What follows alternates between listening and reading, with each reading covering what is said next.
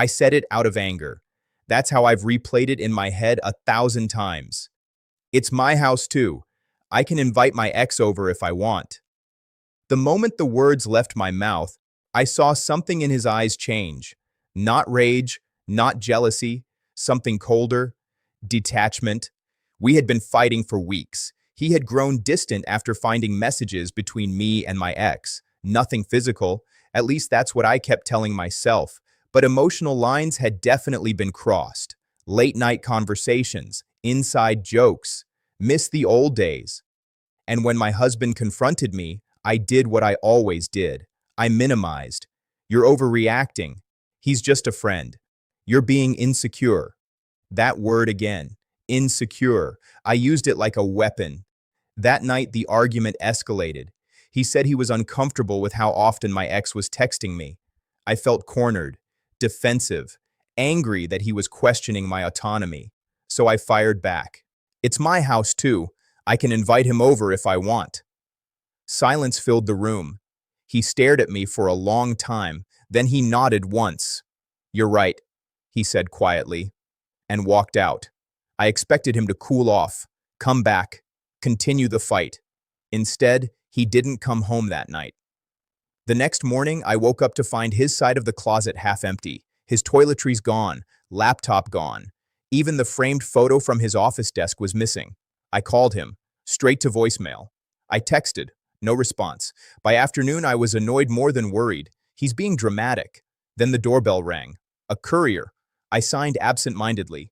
When I opened the envelope, my hands started shaking. Divorce papers, filed, already stamped. He had moved fast, too fast for someone who was bluffing. I called again, blocked, texted, blocked, WhatsApp, blocked, Instagram, blocked, every platform, blocked. That's when the panic started. I drove to his office. Security said he was working remotely. I went to his brother's house. He doesn't want to see you, his brother said flatly. I felt humiliated standing there. He's overreacting, I insisted. His brother looked at me carefully. Is he? That question followed me home. The house suddenly felt bigger, quieter, colder. I called my ex. He didn't answer either. Irony. A week later, I received temporary court orders. He had frozen joint accounts, separated finances, requested exclusive use of the house pending division. He wasn't angry. He was methodical. That terrified me more. When we finally saw each other in mediation, he looked calm, not broken, not devastated, just done. You're really throwing everything away over a hypothetical visit? I snapped. He met my eyes. It wasn't about the visit. Then what? It was about the entitlement, I scoffed. It's my house. He shook his head slightly. It was our home. That word hit differently. Home. I tried to shift tactics. You're jealous. That's the real issue. He didn't react. No, he said evenly. I just don't compete for space in my own marriage. Something about that sentence made my chest tighten. During the proceedings, more things came out.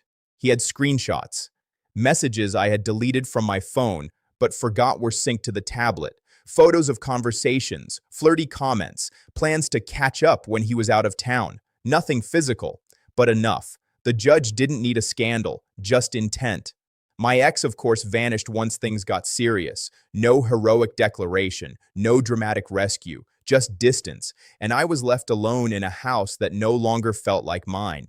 Friends started choosing sides quietly. Some stopped inviting me to gatherings. His family cut contact entirely. The narrative wasn't twisted. It didn't need to be. I had said it clearly myself. I can invite my ex over. Over time, I started understanding what he saw in that moment. It wasn't independence. It was disrespect.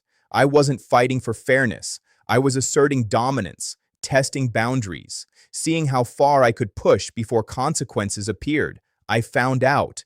By the time the divorce finalized, he had already moved into a new place, smaller, simpler, peaceful, from what I heard. I tried reaching out from a new number once. He answered.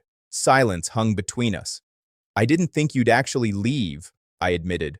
I know, he replied. There was no anger in his voice. That somehow hurt more. I was just mad. You were honest, he said, and I believed you. That sentence closed something permanently because he wasn't divorcing me for inviting my ex over. He was divorcing the mindset that made me think I could.